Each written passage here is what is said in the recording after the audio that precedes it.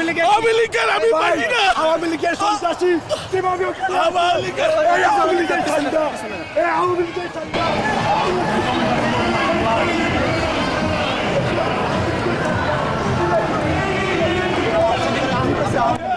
লীগের মানছি না, স্টেটের প্রেসিডেন্ট।